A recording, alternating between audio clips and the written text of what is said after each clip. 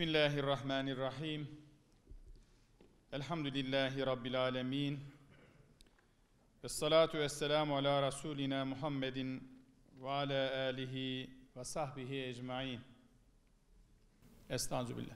Kul inne salati ve nusuki ve mahyaya ve memati lillahi Rabbil alemine la şerike le.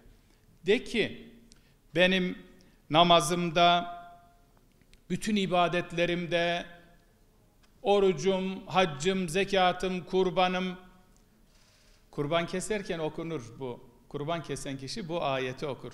Kul inne salati ve nusuki ve mahyaya ve memati. Ölümümde, hayatımda, her şeyim eşi olmayan, şeriki olmayan Allah içindir. Bunu diyen bir insanın eli harama uzanır mı? Haram işleyebilir mi? Helalden sapabilir mi? Bunu söyleyebilen, benim her şeyim Allah içindir.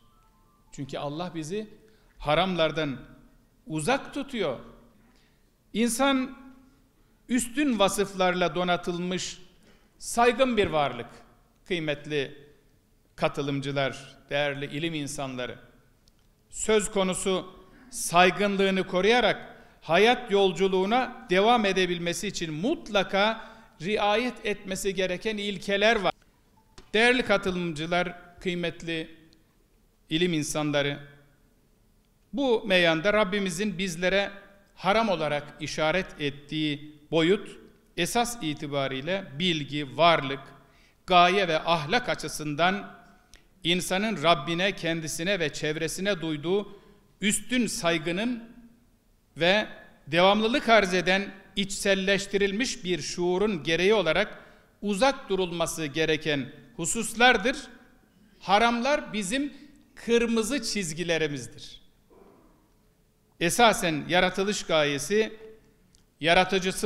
yaratıcısıyla ilişki ve insani vasıflar bağlamında kişinin kalitesini belirginleştiren de bu çizgiler karşısındaki duruşu ve salim fıtratına uygun bir şekilde sergilediği tutum ve davranışlardır.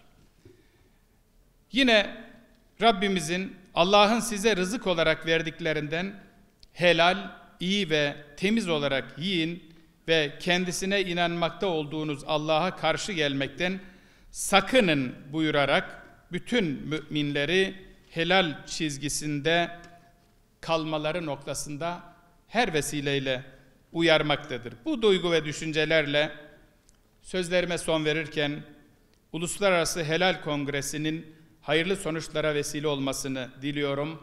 Bu organizasyonu düzenleyen, tebliğ ve müzakereleriyle katkıda bulunan tüm taraflara ve katılımcılara teşekkür ediyor. Tekrar değerli Hazirun'u en kalbi hürmet ve muhabbetlerimle selamlıyorum. Allah'a emanet olun.